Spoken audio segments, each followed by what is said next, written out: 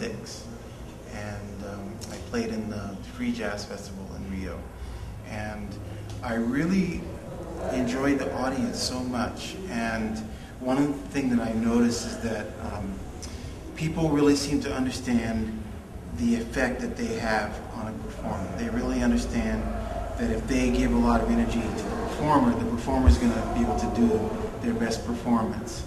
And I've noticed in all the years that I've been playing in Brazil that people are really genuine with their appreciation of the music. It's like they don't seem to care so much if you have a hot new record in the market or whatever. If they like what you do, then they're going to want to support it. So I really appreciate that very, very much.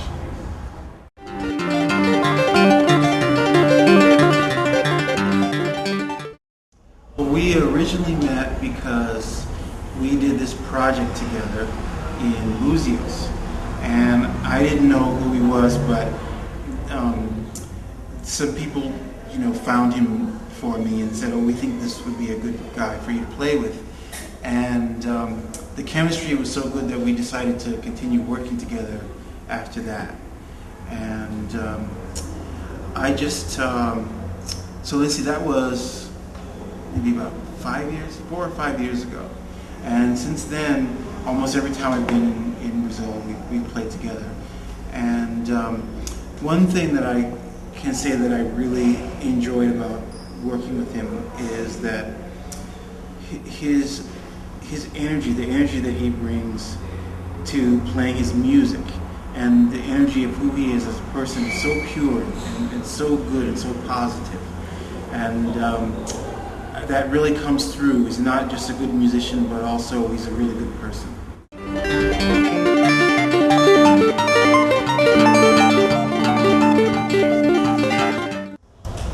Well, this was a song that he taught me because I was saying, well, I want to learn more, other music. Why don't you guys teach me some stuff, And so that was one of the songs, and I always felt something really strong from that song.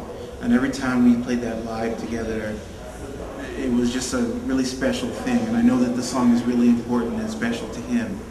And that gets back to something I was kind of alluding to earlier, and that is that the personal energy is just as important as the music. If anything, it's in a way more important than the music, because the music is real if you're playing about real themes, real people,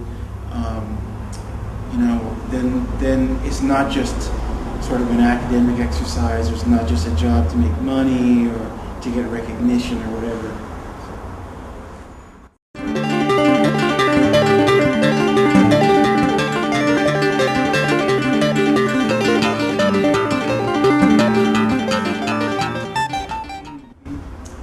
Well, I'm really happy to be involved with this, and I was talking to him about it a little bit, about his plans for the project and kind of what he wants to do as far as getting it out into the world.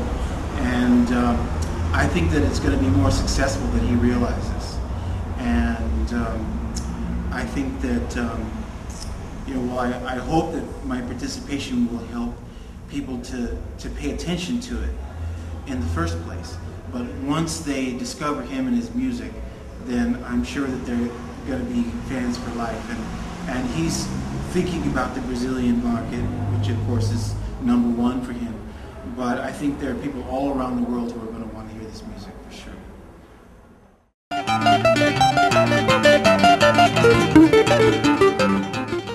Well, one thing that I've really been learning a lot from Dudu is a deeper understanding of what Brazilian music is about. As a jazz musician, I pretty much had to learn a certain amount of Brazilian music because there are a lot of jazz standards that were written mostly by Tom Jobim. And so that was sort of my first introduction, and a lot of the things that were played on the radio. Some of the more gentle things came from the bossa nova and so forth. So that music has already had a big influence in the States. But what I found is that since I've actually come here, there's a lot more to it than just the bossa nova. And there's certain rhythms, like for example on some of the samba rhythms that we do when we play together, that are not so simple. It's like I really kind of have to pay attention to understand how the rhythm is put together and where my place should be, when I should come in the rhythm. And Dudu has been really instrumental in helping me to understand that. There's a lot more subtlety to it. Yeah, that's it. Thank you so Okay. much. So Sure.